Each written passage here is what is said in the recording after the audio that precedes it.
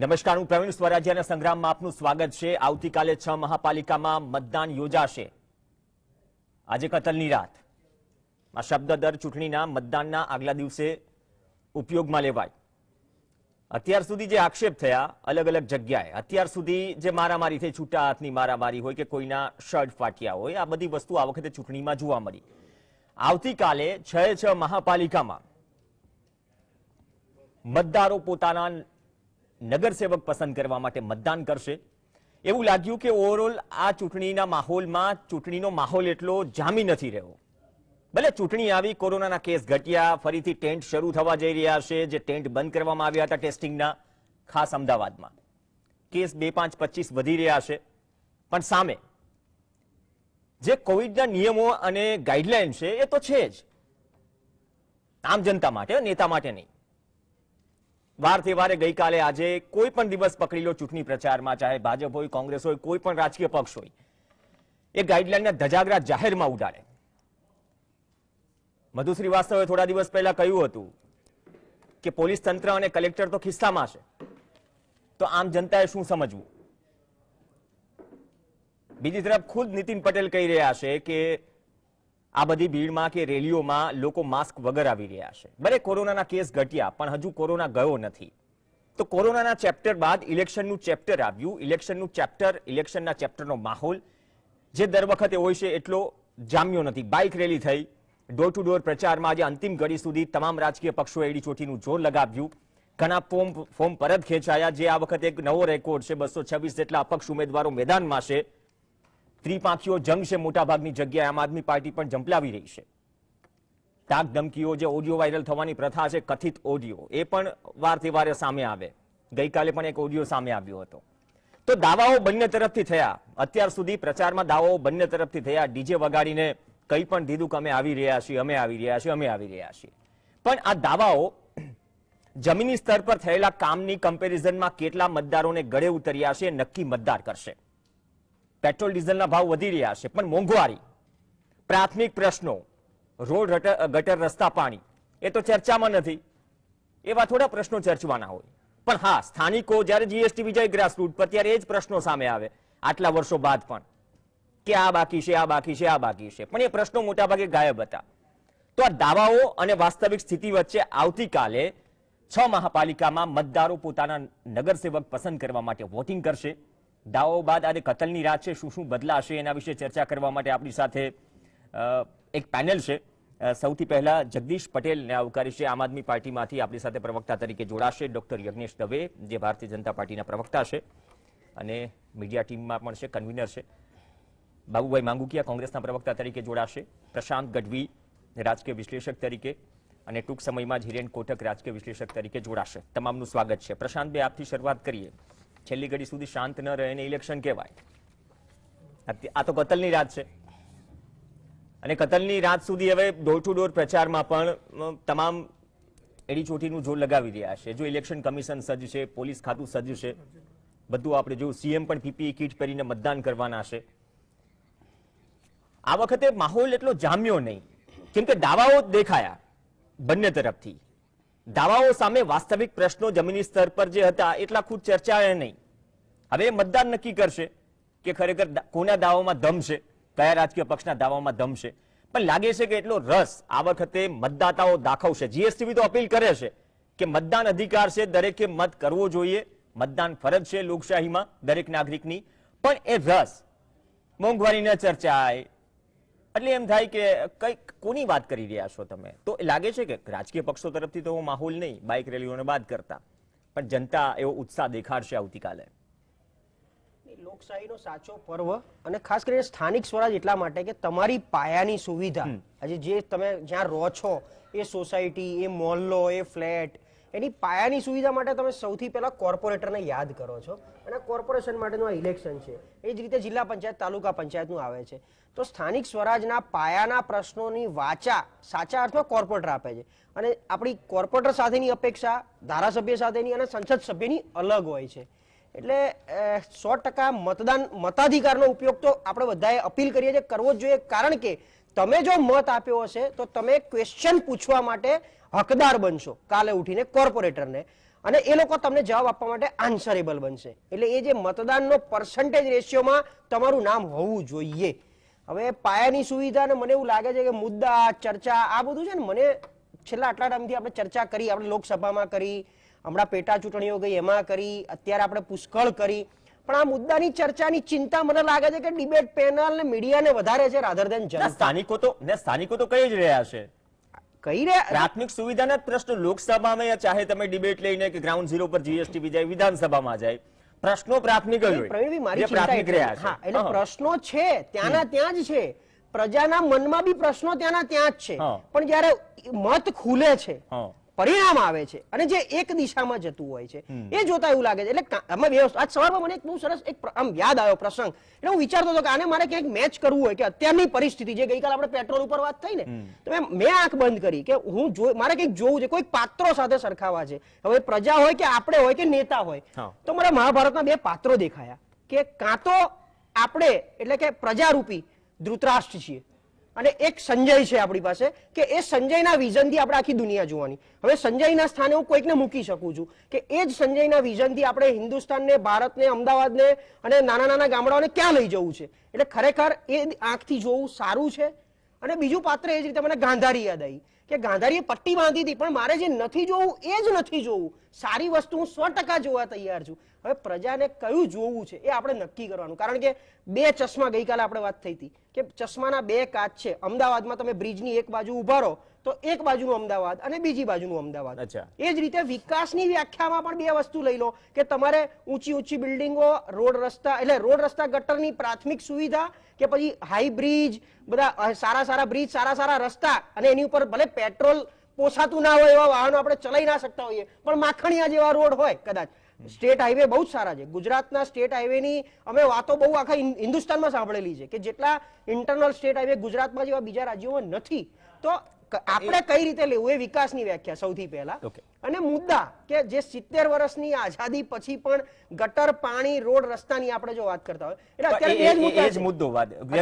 યજ્ઞેશભાઈ, જે રોડ, રસ્તા, ગટર, પાણી, આના સિવાય તો વાત આગળ જ નથી વધી રહી. એટલો ઉત્સાહ રાજકીય પક્ષોએ ઠીક છે દેખાડ્યો, ક્યાંક અસંતોષ પણ ભાજપ કોંગ્રેસ બંનેમાં છે, એ તો તેની જગ્યાએ ટિકિટ ન મળે એટલે રહેવાનો. પણ એ મુદ્દાથી આગળ વાત નથી વધતી. કેમ? એવું નથી કામ નથી થઈ રહ્યા, કામ તો થઈ રહ્યા છે. અમુક પ્રાથમિક પ્રશ્નો છૂટી રહ્યા છે. તમે સંજયની વાત કરી કે રાજકીય પક્ષો જોઈ તો રહ્યા છે, ખબર છે, પણ સ્થિતિ સુધરી રહી નથી, અથવા તો જનતા ખોટી છે એવું તો ના કહી શકીએ.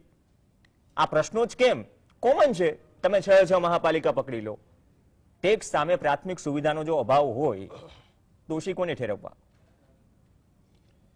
પ્રાથમિક સુવિધાની જ્યાં સુધી પ્રશ્ન છે ત્યાં સુધી એવું નથી કે કોઈ પણ સરકાર હોય તો કોઈ કે ભારતીય જનતા પાર્ટીનું શાસન હોય કે અન્ય કોઈ પણ પક્ષનું શાસન હોય, આજે રોડ, રસ્તા, પાણી, ગટર, આ વ્યવસ્થા જે ખરી એ સતત ચાલતી પ્રક્રિયા છે. એની ફરિયાદો પણ સતત ચાલતી પ્રક્રિયા છે. એવું નથી કે એની ફરિયાદો બંધ થઈ જવાની છે.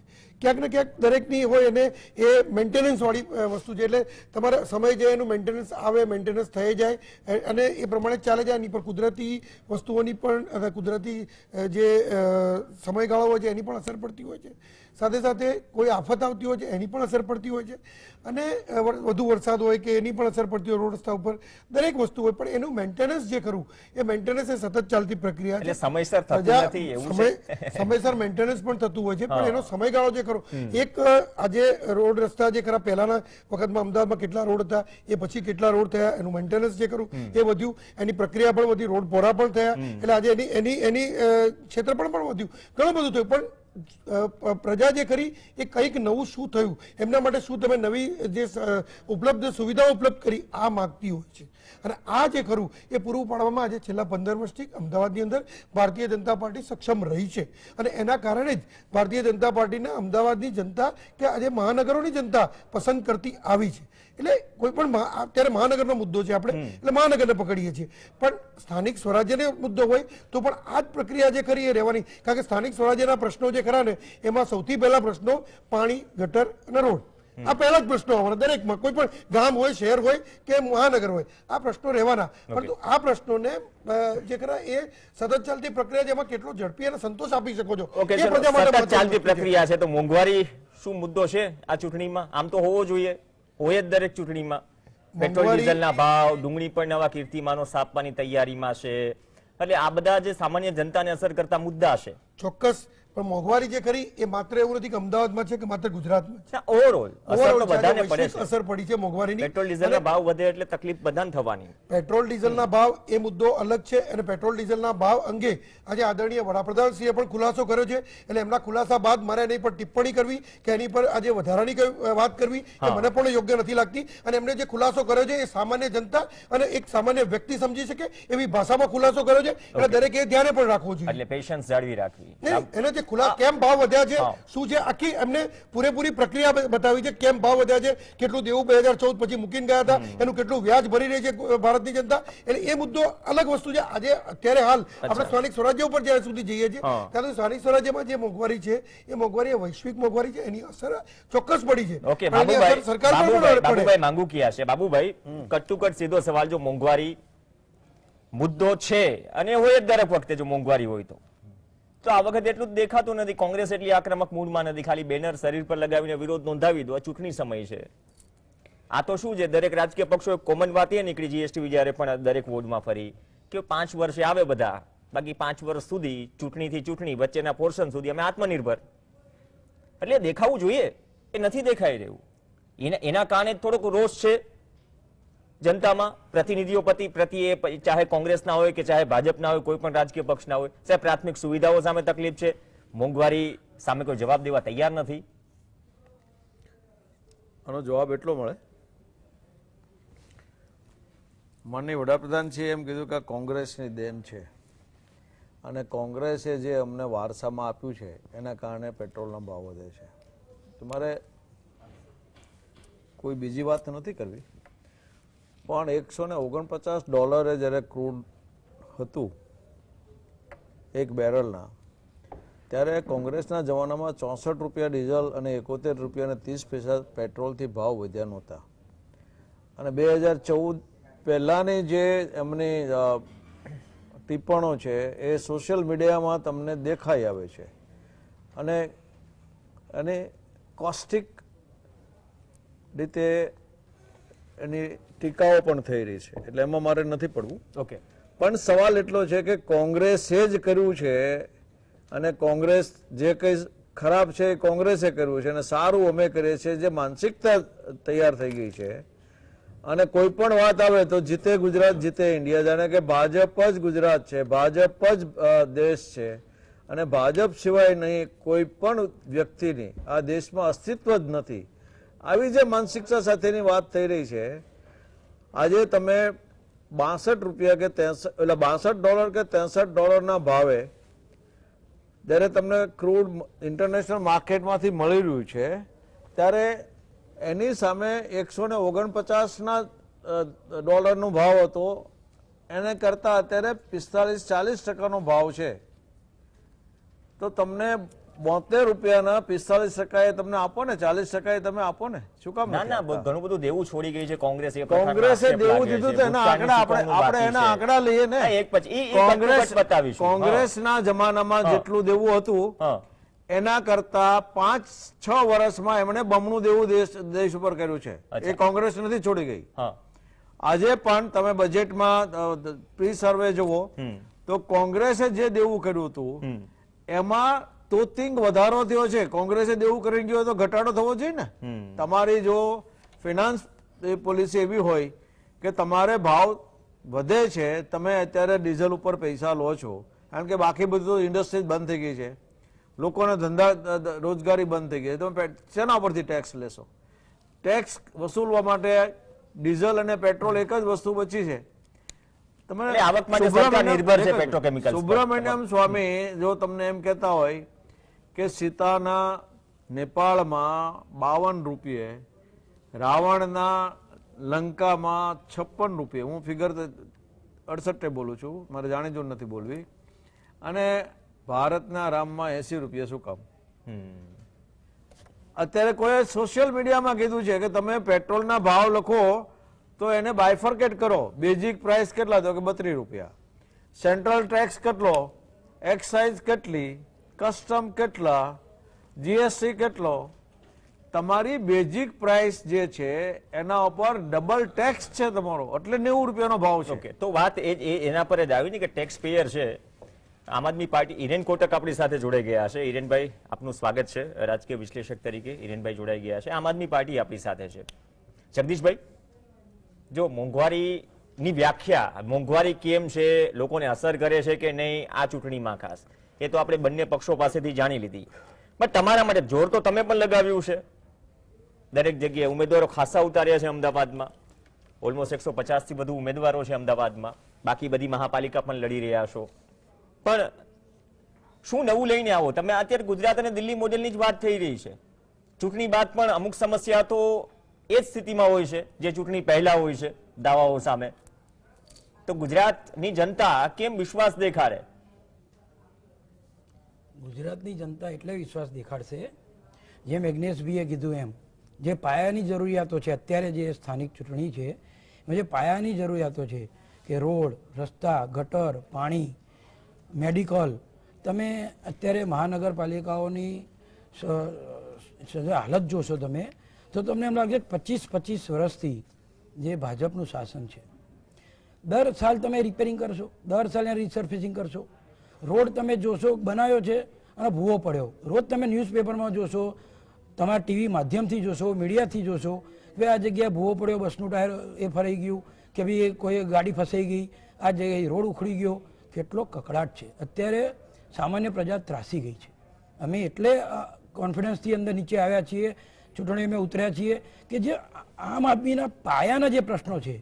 અને ખરેખર તમે આજે એક જ ઉદાહરણ તમને કહું, વચ્ચે છાપામાં ન્યૂઝપેપરમાં આવતું કે સીજી રોડ કેમ તૂટતો નથી, બીજા બધા રોડ તૂટે છે. એનું કારણ જો ઉતરતી ગુણવત્તાનું મટીરિયલ વાપરવાનું, જેમ તેમ ટેન્ડરો પાસ કરી ભ્રષ્ટાચાર કરવાનો, પણ એમાં હેરાનગતિ તો પ્રજાને જ થાય છે. પ્રજાને પાયાની સુવિધાઓ નહીં મળે, પ્રજા હેરાન થશે, તો આનો અંત તો આવવો જોઈએ ને. એ અંત લાવવા માટે આમ આદમી પાર્ટીએ એન્ટ્રી કરી છે ગુજરાતમાં કે 25 વર્ષના શાસનમાં જો આ કશું જ થઈ શકતું નથી તો હવે કોઈકે તો કરવું પડશે ને.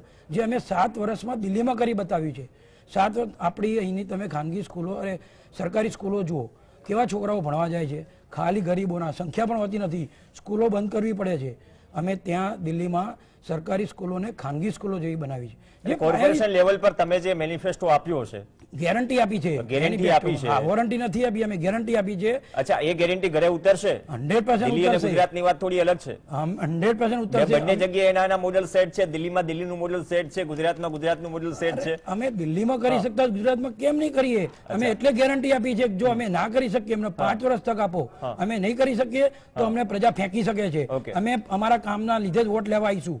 અને અમારા જે પણ કોર્પોરેટર હશે, તમે અત્યારે જુઓ કોર્પોરેટરોને 80% પબ્લિક ઓળખતી નથી, કારણ કે એ લોકોને ટાઈમ નથી. અને અમે અમારા કોર્પોરેટરને વોર્ડ વાઇઝ જવાબદારીઓ સોંપીશું. દર અઠવાડિયે મિટિંગ કરશે કે પ્રજાના પ્રશ્નોનું ક્યાં સોલ્યુશન નથી આવ્યું. ઓકે, તમે બદલાવ લાવવા માંગો છો? અમે બદલાવ લાવવા માંગીએ છીએ. હિરેન કોટક આપણી સાથે. હિરેનભાઈ, સ્વાગત છે આપનું. જે બધાની વાત સાંભળી તમે કે શું છે આમ આદમી પાર્ટી કહી રહી છે કે બહુ ત્રસ્ત છે પ્રજા. મોંઘવારીની વાત થઈ હતી. ગુજરાતમાં દેવું 31 ડિસેમ્બર 2019ની સ્થિતિએ 2.40 લાખ કરોડને પાર છે. એટલે મહાપાલિકામાં પણ લાગે, નગરપાલિકામાં પણ લાગે. દેવું છે ને. આપણા વડવાઓ કહી ગયા કે દેવું કરીને ઘી પીવું, પણ ઘી પીધા બાદ રાહત તો મળવી જોઈએ ને. હવે એ રાહતની તલાશ એક તરફ છે, હજી ચાલુ છે. બીજી તરફ કોરોનાનો બ્રેક આવ્યા પછી આ પહેલી ચૂંટણી છે આમ પ્રજા માટે મતદાન કરવા માટે ગુજરાતમાં. શું હોશે હોશે મતદાન કરશે? કેમ કે સમસ્યાઓ થોડી વધી છે, પરિસ્થિતિ થોડી બદલાય છે. રાજકીય પક્ષોની તો બદલાય જ છે, જનતાની પણ બદલાય છે.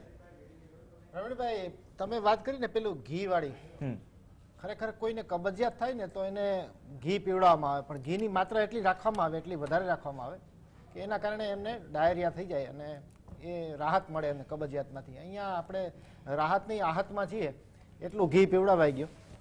હવે તમે બીજી વાત કરી અહીંયા કે મતદારોનો ઉત્સાહ કેવો રહેશે. એ મતદારોનો ઉત્સાહ છે ને એ તો ક્યાંક ને ક્યાંક કોરોના કાળના કારણે પણ બહુ નિરુત્સાહ રહેવાના છે, એ આપણને ખબર છે. બીજું, અહીંયા આ જે રીતે ચૂંટણીઓ ઉપર ચૂંટણીઓ આવતી જાય છે, કદાચ કુદરતી કે સામાન્ય રીતે આવતી આ કોરોના કાળની પહેલી ચૂંટણી હશે.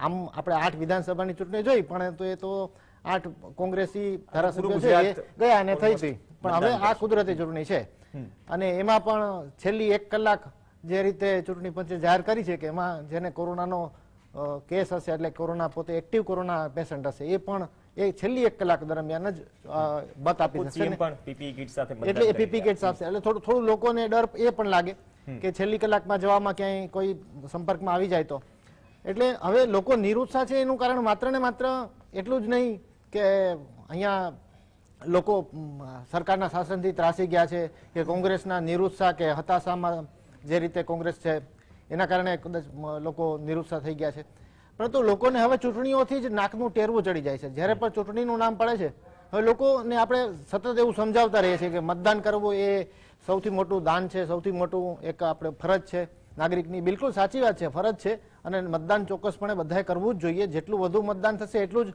સત્તા છે ખરેખર સ્વરાજમાં બદલી શકાય. અને અહીંયા ખાસ કરીને દર્શકોને અને જે લોકોને આવતીકાલે વોટ નાખવાના છે એ બધા મતદારોને પણ સમજવાની એ જ જરૂર છે કે અહીંયા તમારી પાસે આવતીકાલનો એક દિવસ છે અને આ દિવસ વધારે અગત્યનો એટલા માટે છે કે ધારાસભાની, લોકસભાની, અન્ય કોઈ પણ ચૂંટણીઓ આવશે, પરંતુ ત્યારે તમારી પાસે સીધી સત્તાઓ નથી. અહીંયા સીધી સત્તાઓ એટલા માટે છે કે તમે જેને વોટ આપવાનો છે એટલે એ વ્યક્તિ તમારી સામે છે, તમારી સાથે છે, તમે એને ક્યારે પણ એનો કાન આંબળી શકો છો. અને કાન અમળવાનો આ જ મોકો છે. 5 વર્ષ ક્યારે સામે દેખાશે એ પણ એક થોડીક પીડા છે ને. લોકો કંટાળેલા છે, પરંતુ આ સિવાય કોઈ છૂટકો નથી. સમજો તમે ઘરમાં જયારે આપણું ઘરનું બજેટ પણ બનતું હોય અને ઘરમાં પણ આપણે નક્કી થતું હોય કે હવે દીકરો મોટો થયો છે 21 વર્ષનો અને કમાવા લાગ્યો છે તો ઘરનો મોભી એ રહેશે, તો ત્યારે પણ આપણે કેવા સાથે બેસીને ચર્ચાઓ કરીએ. અહીંયા તો આપણે આપણા પોતાના મોભીઓ નક્કી કરી છે જેમાં આપણું રોજબરોજનું જીવન પણ છે એ ગૂંથાયેલું છે. એટલે નાની બાબતોની સમસ્યા છે એના માટે તો સ્થાનિક સ્વરાજની ચૂંટણી જ છે અને સ્થાનિક સ્વરાજની ચૂંટણી પોતે રાજનીતિનું પ્રથમ પગથિયું છે.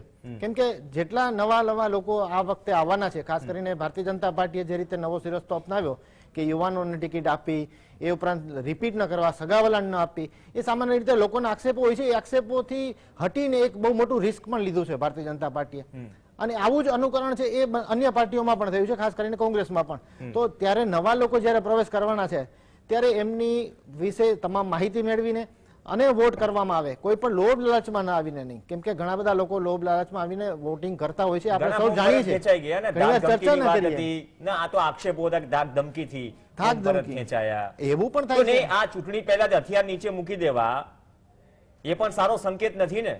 બિલકુલ સાચી વાત છે. નહીં, પેલા ડિક્લેર થાય, મતદાર ચલો ઉત્સાહમાં કહી દે કે મારે આ વખતે મારો નગરસેવક પસંદ કરવો છે, આ છેલ્લી ઘડીએ ફોર્મ પર જ ખેંચાઈ જાય, ક્યાંક બિનહરીફ થઈ જાય. ચલો આ પ્રક્રિયા છે, પ્રક્રિયા ચાલતી રહેશે, પણ આનાથી મેસેજ તો સારો નથી જઈ રહ્યો ને. મતદાર કહે છે ભાઈ આજ થવાનું છે તો હું શું મતદાન કરું?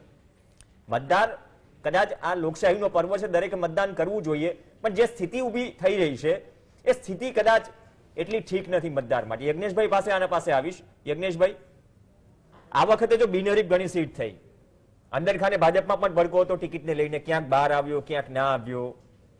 ખુદ મધુ શ્રીવાસ્તવ પણ ચર્ચામાં હતા પોતાના પુત્રના કારણે. તોડફોડ પર થઈ, એ કાર્યવાહી થઈ છે કે નહીં થઈ બહુ મોટો સવાલ છે. પણ આમાં બેઝિક મુદ્દો એ ભૂલાઈ જાય છે કે દાદ નથી દેવાતી. આ વખતે લાગો છો એના કારણે થોડોક એટલો ઉત્સાહ ઓછો છે. 2015ની સરખામણીએ 2020ની વાત કર્યો, થોડો ઉત્સાહ ઓછો છે. મતદારો મતદાન કરશે, કોરોના પછી ઉત્સાહ ઓછો દેખાડી રહ્યા છે. 8 જે પેટા ચૂંટણીઓ હતી એ વખતે પણ કોરોનાનો અસર હતી જ, છતાં પણ મતદાન વધુ થયું. ભારતીય જનતા પાર્ટીના ઉમેદવારો વિક્રમજનક લીડથી જીત્યા. વિક્રમજનક શબ્દ વાપરું છું કારણ કે જે ડાંગની અંદર આજે 58,000નું મતદાન હતું, 720 મતથી કોંગ્રેસના ઉમેદવાર જીતેલા હતા, એ જ ડાંગની અંદર 62,000ની લીડથી ભારતીય જનતા પાર્ટીના ઉમેદવાર જીત્યા. એટલે વિક્રમજનક લીડથી પણ જીતેલા, જળવાઈ રહેશે. એના કરતા વધારે ઉત્સાહથી લોકો મતદાન કરશે આ વખતે. બીજી વસ્તુ એ છે કે તમે જે શબ્દ વાપર્યો કે બિનહરીફ થયા, તો બિનહરીફ થવા પાછળનું મુખ્ય કારણ હતું ગુજરાત પ્રદેશ ભાજપના અધ્યક્ષ શ્રી સી.આર. પાટીલ સાહેબનું માઇક્રો પ્લાનિંગ. માઇક્રો પ્લાનિંગ મુજબ આજે અમે એક જે અમારો ઉમેદવાર હતો એની પાછળ એક ટેકનિકલ ટીમ હતી, એડવોકેટની ટીમ હતી, એની સલાહ હતી. બીજું 2 દિવસ કે 3 દિવસ પહેલા અમે દરેકના મેન્ડેટ કે ટિકિટો જાહેર કરી દીધી હતી. આ પરિસ્થિતિના કારણે ક્યાંય પણ કોઈ જગ્યાએ અમારું જે ઉમેદવાર છે એનું ફોર્મ કેન્સલ થયું નથી. ક્યાંય અમારે કોંગ્રેસની જેમ 4ની જગ્યાએ 6 મેન્ડેટ આપી અને લોકોને હાજર કરવા નથી પડ્યા, છેલ્લી ઘડી સુધી કોઈના મેન્ડેટ નથી અપાયા, એવી પરિસ્થિતિ. અમારું તો ઓફિશિયલ લિસ્ટ 3 દિવસ પહેલા જાહેર થઈ ગયું હતું અને ઓફિશિયલ લિસ્ટ 3 દિવસ પહેલા પેપરમાં ન્યૂઝપેપરમાં પણ આવી ગયું હતું. આ વસ્તુની વાત છે. બીજી વાત છે કે કોંગ્રેસે ઘણા બધા આક્ષેપો કર્યા, કોંગ્રેસે એવી વાતો પણ કરી, પરંતુ મને પોતાને એવું લાગે છે કે તમારી આજે અણઆવડતના કારણે અથવા તો આંતરિક ડખાના કારણે આજે તમારા ઉમેદવારના ફોર્મ રદ થાય અથવા તો ફોર્મ ન ભરી શકે તો આજે 135 વર્ષ જૂના પક્ષની આ કમનસીબી કહેવાય કે તમારું ટેકનિકલ ખાતું કે તમારા જે ખરી એટલું મજબૂત નથી અથવા તો તમે સમયસર એને મેન્ડેટ આપી શક્યા નથી અથવા તમારા મેન્ડેટો લોકો લઈને ફાડી નાખે છે અંદર. આ તમારા અંદર એ ડખા ભારતીય જનતા પાર્ટીમાં નથી. આજે ભારતીય જનતા પાર્ટી તમે કાંઈ પણ નથી કરી. ચલો ટેકનિકલ ટીમ કે ટેકનિકલ ખામીના કારણે બાબુભાઈ પાસે જવાબ લઈશું. આ મુદ્દે જવાબ આપીશ કે ટેકનિકલ ખામી કે ટેકનિકલ એરરના કારણે ફોર્મ રદ થયા, ક્યાંક ધાકધમકીથી ફોર્મ પાછા પણ ખેંચાયા, ઘણું બધું ચર્ચા છે. થાનમાં તો ઉમેદવાર જે મેન્ડેટ આપીને જે ભરવાના હતા એ જ ગાયબ થઈ ગયા. બ્રેક બાદ એ જ મુદ્દે ચર્ચા કરીશું. અને બીજી વાત કે 1 તારીખે રિઝલ્ટ જેના માટે જે હાઈકોર્ટમાં અરજી થઈ હતી હવે એ પહોંચી છે સુપ્રીમ કોર્ટ. સોમવારે સુનાવણી થશે કેમ કે આ માંગ પણ ઘણી જૂની છે. જ્યારથી ઇલેક્શન ડિક્લેર થયું ત્યારથી અરજદારની અરજી અહીંયા ફગાવાઈ છે અને હાઈકોર્ટની બાદ સુપ્રીમ કોર્ટમાં અરજી કરી છે કે તાલુકા જિલ્લા પંચાયત નગરપાલિકા સાથે સાથે મહાપાલિકાનું મતદાનનું જે રિઝલ્ટ છે એક જ દિવસે ડિક્લેર થાય કેમ કે અહીંયા અલગ અલગ દિવસ છે. બ્રેક બાદ આ બે મુદ્દે ચર્ચા. એના સંગ્રામમાં આગળ વધીએ. બાબુભાઈ માંગુકિયા છે, યજ્ઞેશભાઈ જે વાત કરી કે ટેકનિકલ ખામીઓના કારણે કોંગ્રેસના ફોર્મ રદ થયા. એક મુદ્દો એ પણ છે કે ખેંચાઈ પણ ગયા ઘણાના ફોર્મ જે મેન્ડેટ આપ્યા બાદ ભરવાના હતા. હા, એટલે ઘણા આંતરિક ડખા હતા. ટેકનિકલ ફોર્મ તો ઘણી વખત બીજેપીમાં પણ એક બાદ રેર કેસ છે કે ત્યાં કેન્સલ થયા હોય. પણ બાબુભાઈ ચૂંટણી પહેલા જ હથિયાર નીચે મૂકી દીધા. આ સળંગ ત્રીજી કે ચોથી ડિબેટમાં સવાલ છે. ચૂંટણી પહેલા હથિયાર મૂકી દેવા એ વાત સંપૂર્ણપણે સાચી નથી ને મનપામાં નહીં, ઓવરઓલ જો 219 કેન્ડિડેટ બિનહરીફ થાય આ પરિસ્થિતિમાં ધાકધમકીની વાત આવી અને અમદાવાદનો 225. હા, હવે એટલા ઉમેદવારોમાં કંઈક ને કંઈક પ્રોબ્લેમ થયા છે. સવાલ એટલો છે કે ભાજપે પોતે કરેલા ઓર્ગેનાઇઝથી ધારો કે અમારે ઉનામાં સંખ્યાબંધ લોકોએ ફોર્મ પાછા ખેંચ્યા. એક નાના બાળકને પણ પૂછો કે આ ફોર્મ પાછા ખેંચવા માટે કોંગ્રેસ જવાબદાર છે કે એને ખરીદનારા જવાબદાર છે? ખરીદીને લોકશાહીને એક એટલી બદનામ કરવા ચૂક્યા છે 1969 થી 1985 સુધીમાં. એટલા નબળા હતા વિઘ્નેશભાઈ, તમને વચ્ચે બોલવાની ક્યારથી ટેવ પડી ગઈ? તમે જૂઠું બોલવા માંડે ત્યારથી. અમને તો સપના જૂઠા નથી આવતા અને તમારે જેટલું જૂઠું બોલતા શીખશું તેથી તમે ગોત્યા નહીં ચડો. અમે એ નથી શીખી શકતા, એ અમારી કઠણાઈ છે. પ્રજા જુએ છે. ભાજપના મારે યજ્ઞેશભાઈ તમને કહેવું છે કે તમે કોંગ્રેસમાં આટલી બધી વલી નથી. કોંગ્રેસમાં હું પણ લીગલ સેલનો પ્રમુખ રહી ચૂક્યો છું, અત્યારે વાઇસ પ્રેસિડેન્ટ છું કોંગ્રેસમાં. કોંગ્રેસ પાસે પૂરતી ટીમ છે. સવાલ એ નથી, સવાલ કોંગ્રેસ પાસેથી જે ઉમેદવારો તમે ખેંચી જાઓ છો અને તમારો અત્યારે બરકત વિરાણે લગભગ કીધું છે જો ભૂલ ન કરતા હો તો કે તમારી પાસે સમય નથી ને મારો સમય નથી. અત્યારે ભાજપ જે પણ કંઈ કરે છે ને એ એમ કહે છે અમારી તમામ મુશ્કેલીઓ છે ને અમે અવસરમાં ફેરવી દઈએ છીએ. જ્યાં સુધી તમારો સમય છે ત્યાં સુધી તમે ફેરવી શકશો અને ફરે છે. સવાલ એટલો છે કે તમે આટલા બધા તમારા વ્યવસ્થા તંત્ર સારું છે એમ માની લે તો તમારા દ્વારકાના પબુબાની ચૂંટણી કેમ રદ થઈ ગઈ? તમારા ડાક્ટર સાહેબે ચૂંટણીનું ફોર્મ પરત ખેંચ્યા પછી દવા કેમ પીવી પડી? છે જવાબ તમારી પાસે? તમે જ્યારે અમારી સામે આંગળી કરો ને ત્યારે ભૂલી જાવ છો કે 4 આંગળી તમારા તરફે છે. બાબુભાઈ, દ્વારકાના સંદર્ભમાં લઈ લો, આ ચર્ચા પહેલા પણ થઈ ચૂકી છે, તો એ સામે કોંગ્રેસ શું કરી રહી છે? કેમ કે દ્વારકાની જનતા તો ધારાસભ્ય વગરની છે ઓફિશિયલી, તો એની સામે કોંગ્રેસ લીગલ ટીમ શું કરી રહી છે? જો આ જ સવાલ છે કે કેમ નથી થઈ રહી કે કેમ ડિક્લેર નથી થઈ, એ પણ એક ટેકનિકલ મુદ્દો છે. એનો વકીલ જ હું છું. હા, એટલે એનો ટેકનિકલ મુદ્દો છે, એ પણ સવાલ નથી. દ્વારકામાં કોંગ્રેસ સુપ્રીમ કોર્ટે ઓર્ડર એવો કર્યો છે કે એમના ધારાસભ્ય પદ પાછું નથી આપતા પણ નવી ચૂંટણી ન કરવી. ત્યાર પછી પબુભાઈએ 2 વખત સુપ્રીમ કોર્ટમાં અરજીઓ કરી કે મને ચૂંટણીમાં વિધાનસભામાં હાજર રહેવા દો અને મને મત આપવા દો. સુપ્રીમ કોર્ટે જ્યારે એને અહીંયા હાઈકોર્ટમાં જ્યારે એની ઇલેક્શન પિટિશન એલાઉ થઈ ત્યારે પણ એને એમ કીધું હતું કે આ તમારો હુકમ છે એને થોડો ટાઈમ સસ્પેન્ડ કરો, અમારે સુપ્રીમ કોર્ટમાં જવું છે. હાઈકોર્ટે પણ એમને ના પાડી. સુપ્રીમ કોર્ટે મેટર એડમિટ કરી ત્યારે પણ કીધું કે નો સ્ટે બટ નો ઇલેક્શન. એટલે અત્યારે દ્વારકાની પરિસ્થિતિ એવી થશે કે સુપ્રીમ કોર્ટ પાસે આપણી 1 મેન 1 વોટ વાળી પિટિશનો 5 વર્ષથી 5.5 વર્ષથી પેન્ડિંગ છે. આજે ફાઇનલ હિયરિંગ થઈ ગયું છે, તેમ છતાં સુપ્રીમ કોર્ટના સમયના અભાવે જજમેન્ટ નથી આપી શકતી. દ્વારકાના કેસમાં પણ એવું કદાચ બને, જે શક્યતાઓ છે આજના કોરોનાના બધા સંજોગોમાં, કે પબુભાઈની ચૂંટણી જે છે એમના સમય પૂરો થવાથી ઇન્ફ્રક્ચર્સ થઈ જાય. કારણ કે સુપ્રીમ કોર્ટ પાસે ફાઇનલ હિયરિંગ સાંભળવાનો સમય અત્યારે કદાચ નથી. અને આજની સ્થિતિ એવી છે કે અત્યારના જે આપણા ચીફ જસ્ટિસ છે એમની જે અંદર કોલેજિયમમાં જે ડિફરન્સ ઓફ ઓપિનિયન છે, એટલે નવા સુપ્રીમ કોર્ટમાં જજો અત્યારે 3-4 જગ્યા ખાલી છે, બીજી 3 જગ્યા ખાલી પડે છે. એ 7 જગ્યાઓ તાત્કાલિક ભરાય એવી કોઈ શક્યતાઓ નથી. એ પ્રશ્નો આખા અલગ છે.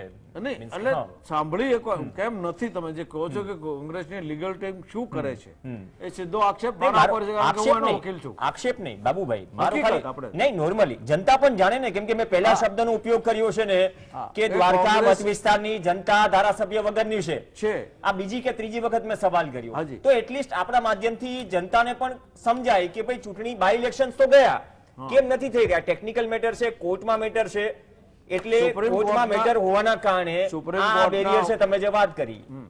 હવે પ્રશાંતભાઈ, સુપ્રીમ કોર્ટના હુકમ પ્રમાણે જ્યાં સુધી સુપ્રીમ કોર્ટ એ ઇલેક્શન પિટિશનની જે અપીલ છે, સ્ટેચ્યુટરી અપીલ છે, રિપ્રેઝેન્ટેટિવ પેપર એક્ટની છે, એ અપીલ જ્યાં સુધી ફાઇનલી નહીં સંભળાય ત્યાં સુધી ત્યાં બાય ઇલેક્શન નહીં થાય. ઓકે, ચલો બાય ઇલેક્શન ની હજી રાહ જોવાની. સુપ્રીમ કોર્ટ સર્વોચ્ચ સર્વોપરી નિર્ણય આવશે, એ બાદ કંઈક થશે. પ્રશાંતભાઈ, એક ટેકનિકલ વાળી વાત થઈ કે ફોર્મ રદ થયા, ધાક ધમકીના કિસ્સા પણ આવ્યા, 200 થી વધુ ઉમેદવારો ગયા પણ ખરા. આ બધી વસ્તુઓ છે ને પહેલાય થતી, એવું નહીં. ફોર્મ પરત ખેંચે. આ વખતે અપક્ષો ઓછા મેદાનમાં છે, આમ આદમી પાર્ટી પણ મોટા ભાગે જગ્યાએ છે. તો આ વખતનું ચિત્ર તમે કઈ રીતે જોઈ રહ્યા છો? જ્યાં ભલે દાવો હોય કે અમદાવાદ કોર્પોરેશન ભાજપ કે અમે જીતી જશું, કોંગ્રેસ કે અમે જીતી જશું, રાજકોટમાં કે બીજેપી અમે જીતી જઈશું, કોંગ્રેસ કે અમે આવીશું, પણ વાસ્તવિક સ્થિતિ શું છે? થોડો ઘણો છે ને બે પક્ષોને ખબર પણ છે કે અમે કેટલા પાણીમાં છીએ, પણ એ પાણી દેખાડવું નથી જનતાને. કેવું છે પેલું સીધી લીટી, બસ એક સ્થળેથી ઉપડે એટલે A to B, વચ્ચે કશું છે નહીં. ચૂંટણીની જગ્યાએ, મુદ્દાની જગ્યાએ પક્ષવાળા એમની રીતે પ્રચાર કરે. હવે બે વસ્તુ હોય છે. જો એક તો આ બધી વસ્તુ પણ ક્યાંક ધ્યાનમાં જાય છે પ્રજાને કે ઉમેદવાર ફોર્મ જ ના ભરે, મેન્ડેટ આપો તો બી ના ભરે. આ ગ્રુપવાદને લઈને મેં એક નવી વાત કરી છે કે કોઈ બી એક રાજ્ય હોય એમાં એક સીએમ હોય અને બહુ બધા ડેપ્યુટી સીએમ બની શકે. પણ મને એવું લાગે છે કે ગુજરાતમાં ભૂલથી જો કોંગ્રેસની સરકાર આવે ને તો 4 સીએમ હશે, ડેપ્યુટી સીએમ એક જ હશે પણ સીએમ 4 હશે. એટલે 4 ના ખાતા ફાળો, એટલે પછી કાં તો સીએમ નું નામ નહીં હોય. આવું બની શકે. એટલે હવે ઘણા લડવા આવે, ઘણા નડવા આવે. એમ અત્યારે જે બાકી નાના પક્ષો આમાં આપ મને માફ કરે, પણ એટલા માટે કે હું સપોઝ એક જાગૃત નાગરિક તરીકે મને એમ થાય કે અત્યારે ભાજપે હેરાન કરી મૂક્યા છે અને મારે વોટ નથી આપવો, તો હું કોંગ્રેસને આપવા જાઉં. હવે કોંગ્રેસમાં કઈ છે નહીં દમ, તો મારે કોને આપવો? તો કે લાવો આપ વાળા વખત એમને આપી દઉં. એટલે આપને મેં આપ્યો એ કોનો તોડ્યો? ના ભાજપનો, ના એટલે કોંગ્રેસનો વોટ તોડ્યો. કારણ કે આપ ના હોત તો કદાચ કોંગ્રેસના ખાતામાં એ જાય. એટલે એ ધ્રુવીકરણ જે છે, એ મતોનું જે ધ્રુવીકરણ થાય છે, કારણ કે ભાજપ પાસે કમિટેડ વોટ બેંક છે. તમે ધ્યાન રાખજો, ભાજપ પાસે એક કમિટેડ વોટ બેંક છે, વત્તા એની પાસે એક એમની ઉર્જા છે. તમે સમજો કે એ લોકો ઘરે જઈને લોકોને રિક્ષામાં, બાઇકમાં, ગાડીમાં, કાલે કોઈ બી રીતે ભેગા કરી અને એમના મતદારોને બૂથ સુધી પહોંચાડી દેશે. એ ભાજપની જવાબદારી એના કાર્યકરો એટલી સારી રીતે નિભાવે છે. આ બાજુ કાર્યકરોનું બી જૂથબળ ઓછું છે. એટલે આ જે ધ્રુવીકરણ થાય છે એમાં કમિટેડ વોટ ત્યાં જાય છે. હવે તમે અમદાવાદની નાનકડી સ્થિતિ અત્યારે છે ને, મુદ્દા ક્યાંય છે નહીં. આમ જોવા જાવ તો આખા હિન્દુસ્તાનમાં 2 જ મુદ્દો છે, હિન્દુ અને મુસ્લિમ.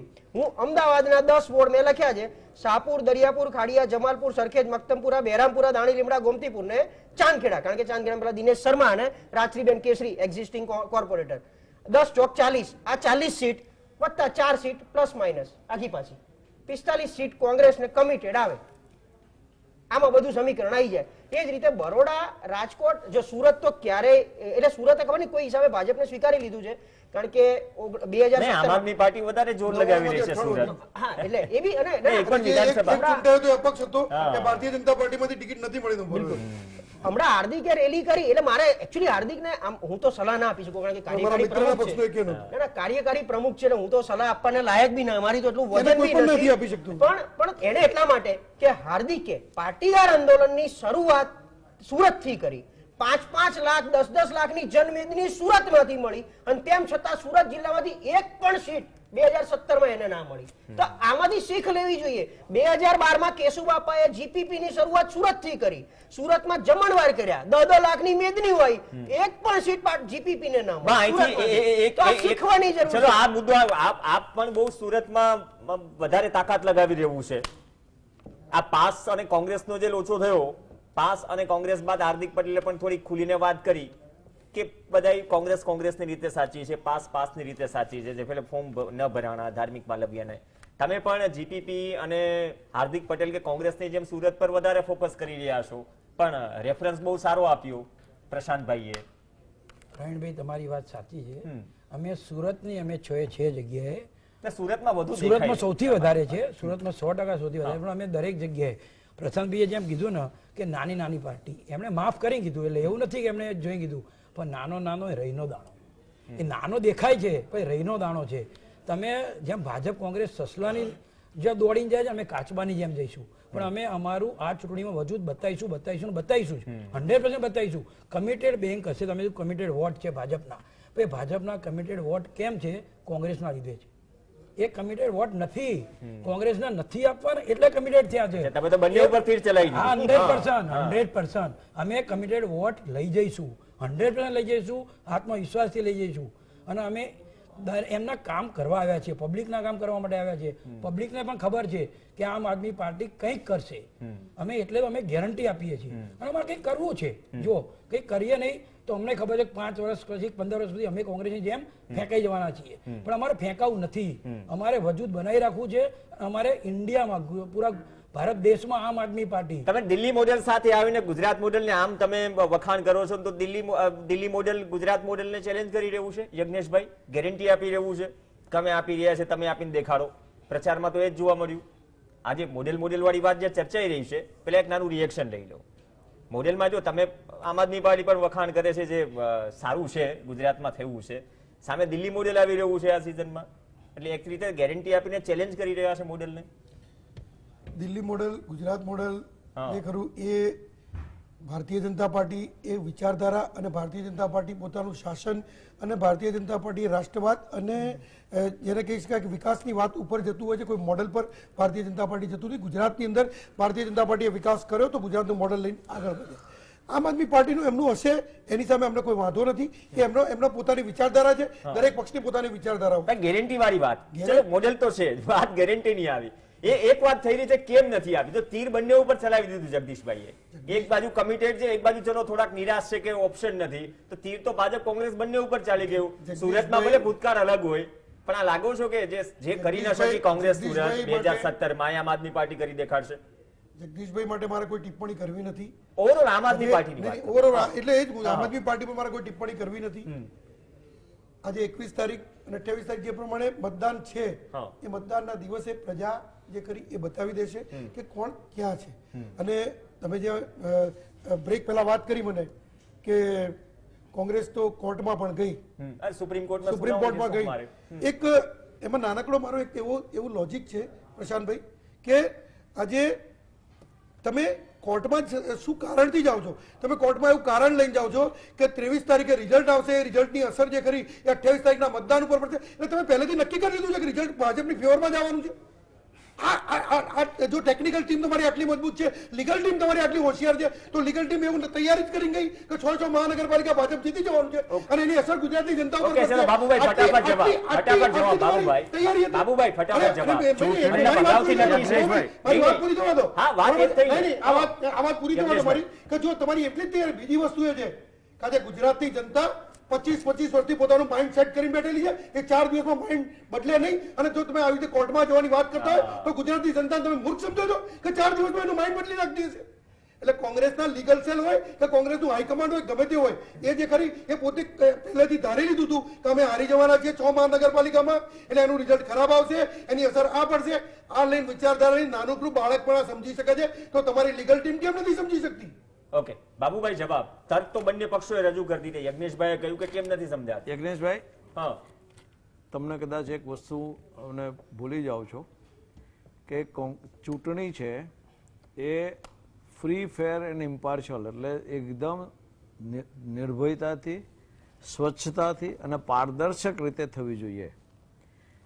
આ ચૂંટણી, આ તમે 2015ની ચૂંટણીમાં પણ આ જ ખેલ ખેલ્યો હતો અને સુપ્રીમ કોર્ટે તમારી ખૂબ કડક ભાષામાં ટીકા કરી છે, પણ તમને સુપ્રીમ કોર્ટના જજમેન્ટનો જરા પણ એક પૈસા ભારનું પણ જો માન હોત ને તો આ વખતે તમે આનો આ ધંધો ન કર્યો હોત. સુપ્રીમ કોર્ટે તમારી 2015માં આ જ તમે કર્યું હતું. પેલા મહાનગરપાલિકાની ચૂંટણી, એનું પરિણામ, પછી સ્થાનિક પંચાયતોની ચૂંટણી, મ્યુનિસિપાલિટી ચૂંટણી, પછી પરિણામ. તમને જો આટલો બધો ભરોસો છે કે તમે જીતો જ છો અને તમારે આ પરિણામની અસર નથી લેવી, તો તમે બે પરિણામ જાતે જાહેર કરો ને. તમે શું કામ બીવો છો? કદાચ એવું ન બને કે ગધેડો પહેલા ફૂંક માર દે. પણ વાત ચલો હિરેનભાઈ, બંનેની દલીલ આપણે સાંભળી લીધી. યજ્ઞેશભાઈએ વાત કરી, બંનેની દલીલ સાંભળી લીધી. હવે આમાંથી શું નીકળે? જો આમાં એક છે ને એમને હિરેનભાઈ સમજણ નથી પડી તો તમને હિરેનભાઈ જોઈએ નહીં ને, એ બહુ અમુક વસ્તુ છે ને પ્રજા સમજી રહી છે. તમને ખબર નથી પડી. આ પડી હોય તો આ ટીકા ન થાય. પ્રજાએ સમજે છે, હિરેન, મને બધી ખબર પડી, બરાબર. અને તમે જે પ્રમાણે ગયા કોર્ટમાં, તમે બધી જે વાત બીજી અરે તમને સહેજ પણ જો તમારી બીજી વાતનો જવાબ આપવાનો મારા બાકી છે. તમે જે દ્વારકાની વાત કરી તો દ્વારકા નહીં, હું તો મોરવા હડપ પણ છે અંદર મૂકું છું. અમારા જે ટેકનિકલ મુદ્દા હતા અમે સ્વીકારેલા છે. અમે ક્યાં એવો આક્ષેપ નથી કર્યો કે કોંગ્રેસ વાળા એમ નામ કરી નાખ્યું, અમારા નામ ખરીદી લીધા. ઓકે, ચલો આક્ષેપ બાજુ પર મૂકીએ. હિરેનભાઈ, એવો વેચાવ માલ રાખો તો શું કરો તમે? ટિકિટ શું કરો લોકોને આપો છો? પોતાના ઉમેદવારો ખરીદી લીધા. ખરીદી લીધા. તમે લોજિક બદલો, એક થીમ બદલો, ખરીદવાવાળી થીમ બદલી કાઢો. હિરેનભાઈ છો તમે? હવે સવાલ કરી લો તમને. હિરેનભાઈ, બંનેને સાંભળી તો લીધા દલીલો, પણ એક માનસિકતા છે ને કે ચલો મહાપાલિકાઓમાં ભાજપ મજબૂત, કોંગ્રેસ હજુ નબળું છે, મજબૂત બનવાની ટ્રાય કરી રહી છે. તો 2015ના સંદર્ભમાં પણ એ સુપ્રીમ કોર્ટે ટિપ્પણી કરી. આ ચૂંટણીમાં પણ એ સીન છે. સોમવારે સુપ્રીમ કોર્ટમાં સુનાવણી હાથ ધરાશે. આપણે સુનાવણી પર નહીં જઈએ, જે હશે કોર્ટનું જજમેન્ટ આવશે. પણ એક તરફ મહાનગરો છે, એક તરફ ગ્રામ્ય વિસ્તાર છે, નગરપાલિકાઓ છે. તો આમાં તો એક માનસિકતા છે ને કે ત્યાં કોંગ્રેસનો વોટ શેર વધુ છે, અહીંયા ભારતીય જનતા પાર્ટીનો વોટ શેર વધુ છે. તો આ માનસિકતા તમને લાગે છે કે તૂટશે આ વખતે? દાવા વચ્ચે આમ આદમી પાર્ટી પણ છે. પ્રશ્નો બદલાયા નથી, મતદાર બદલાયેલા નથી. વાત રહી માઇન્ડસેટની. માઇન્ડસેટ બદલશે? લોકોનું માઇન્ડસેટ છે એ બદલવા માટેના પ્રયત્નો રાજકીય પક્ષો દ્વારા હંમેશા થતા હોય છે. ને એમાં જ્યારે ચૂંટણીઓ આવે ત્યારે દરેક રાજકીય પક્ષો છે એ વાતાવરણ ખડું કરવામાં, માહોલ ખડો કરવામાં ખૂબ જ હોશિયાર છે અને લોકોને એમના પ્રશ્નો ભૂલાવી દેવાની ખૂબ કોશિશ થતી રહેતી હોય છે. પરંતુ લોકોને આ વખતે ખાસ કરીને આ ચૂંટણીઓમાં બહુ જ સમય મળ્યો છે વિચારવા માટેનો, સમજવા માટેનો કે સરકારે શું કર્યું છે, વિરોધ પક્ષે વિરોધ કેવો કર્યો છે, અથવા તો વિરોધ પક્ષે મુદ્દાઓને કેવી રીતે આગળ લઈ ગઈ છે. અને જે નાના પક્ષોની આપણે વાત કરી છે કે આમ આદમી પાર્ટી હોય, હજુ તો MIM ને BTP ને આપણે તો વાત જ નથી કરી, પરંતુ આ બધા પક્ષો એ ચૂંટણીની જગ્યાએ જે આદિવાસી શું કર્યું છે એ બિલકુલ બંને વેચી લીધું છે. એટલે જે વાત પ્રશાંતભાઈ કીધું એ એક પણ મુદ્દો છે કે જે પોલરાઇઝેશન છે, મતોનું ધ્રુવીકરણ છે, એ પણ એક બહુ મુદ્દો છે. તો આમાં ફાયદો ને નુકસાન કોને, એ પણ તર્ક નીકળશે ને. એ ચોકટા તો બંને પક્ષોએ ગોઠવી જ લીધા હશે. જુઓ, ચોક્કસ ફાયદો નુકસાન છે એ આ બાબતોથી ચોક્કસ પ્રભાવિત થઈ શકે, પરંતુ હવે જે હમણાં જ ચૂંટણીઓ ગઈ છે એના પરિણામો છે એ પણ બહુ જ મોટી અસર કરવાના છે. કેમ કે લોકોના માઇન્ડમાં પણ એ છે ને, જે વિસ્તારોમાં આ ચૂંટણીઓ થઈ છે ત્યાં જે રીતે વોટિંગ થયું, અને ખાસ કરીને આપણે ડાંગની વાત કરીએ તો જે પ્રકારે વોટિંગ થયું એ બધું જોતા લોકોનું માઇન્ડસેટ છે એ હવે એવી નવી માનસિકતા કરીને બેઠું છે. મેં કીધું એમ સમય મળ્યો છે લોકોને વિચારવા માટે, સમજવા માટે, જોવા માટે. લોકો મીડિયાથી વધારે નજીક આવ્યા છે, લોકો પોતે મૂલ્યાંકન કરતા થયા છે. એના કારણે જ ક્યાંક ને ક્યાંક આ ચૂંટણી ઉપર છે એ જબરદસ્ત અસર એવી જ રીતે પડવાની છે. જ્ઞાતિનું ગણિત છે એ પહેલા જેટલું આ ચૂંટણીમાં નહીં ચાલે એવું મારું વિશ્લેષણ છે. 1000 રૂપિયાનો દંડ તો ભર્યો છે ને, ચોક્કસથી જોયું છે. જો દંડની વાતમાં તો હું એક જ સ્ટેન્ડ ઉપર વાત કરું છું કે દંડ એમને આપવાનો છે. નિયમો સૌની માટે. ચોક્કસથી, પણ દંડ એમને જ રાજકીય પક્ષોએ ભરવાનો જે છે. રેલી કરી, ચોક્કસ. નહીં, રાજકીય પક્ષોએ જે રેલી કરી એ શું સંકેત આપતા હતા? આજે કોઈ માતા પિતા પોતાનો પિતા હોય કે મારી દીકરીના લગ્ન કરવા છે, હરખથી હું લગ્ન ના કરી શક્યો, તમે ડીજે સાથે લગ્નની નહીં, બાબતમાં નહીં, પ્રવીણભાઈ, નહીં, મસ્ત વાત નહીં, છે. નહીં, આ કદાચ અલગ જ જન્મ મરણના પ્રસંગ એક જ વખત આવે. ચોક્કસ આ એક જે માનસિકતામાંથી જે પસાર થઈ કે જે પરેશાનીમાંથી લોકો પસાર થયા છે, સામાન્ય વર્ગ પસાર થયો છે, એ પસાર થયેલા વર્ગે જે ચિત્રો જોયા છે આજ સુધી, આજના ભરૂચના વરઘોડા સુધી, તો એ વસ્તુ અસર કરશે. હું એ માઇન્ડસેટના હિસાબથી પૂછતો હતો. એનું માઇન્ડસેટ અસર કરશે. નેતાઓને આટલી ટકોર કરવા છે. આ ચર્ચા તમે પહેલી વાર નથી કરી, ઘણી બધી વાર બહુ સ્પષ્ટ શબ્દોમાં કહ્યું છે કે આ પ્રકારે લોકોને જબરદસ્ત રોષ ઉભો થાય છે, છતાં પણ કોઈ પણ જાતની દરકાર કર્યા વગર નેતાઓને આપણે વરઘોડા કરતા જોયા, જે રીતે આપણે રાસ ગરબાઓ પણ જોયા. આ કોરોના કાળની લિટરલી મજાક ઉડાવી છે. કોરોના પોતે બોલી શકતો હોય તો એમ કે મને કેટલું લાઇટલી લે છે. આ સિચ્યુએશન ખરી કરી દીધી આપણે. અને હજુ પણ સરકાર એટલે કે શાસક પક્ષ ભાજપ છે, અને શાસક પક્ષ પોતે જો આ નિયમોના ભંગ કરતું હોય તો સ્વાભાવિક રીતે લોકોને પણ આ બાબતમાં એમની નિરુત્સાહ આવે નિયમો પાળવામાં, અને એના કારણે એ નિયમોનો ભંગ લોકો પણ કરે, અને પછી એ ભંગ કરે ત્યારે ધારાસભ્યો કહે કે પોલીસ કલેક્ટર તો ગુસ્સામાં છે. એટલે આનો સંકેત શું જાય? આનો અર્થ શું થાય? પ્રવીણભાઈ, દંડની વાત કરીએ ને તો દંડ છે એ માત્ર એ લોકોને આપવાનો છે કે જે લોકોએ ખરેખર કોરોના માસ્ક નથી પહેર્યો. એટલે એનો દંડ ગમે તેટલો હશે, પણ જેને નથી પહેર્યો એને જ આપવાની વાત છે. અમુકને તો માસ્ક ફાવતું નથી. હવે લગ્નની વાત કરીને એક નવો પર્સપેક્ટિવ આપું તમને હું.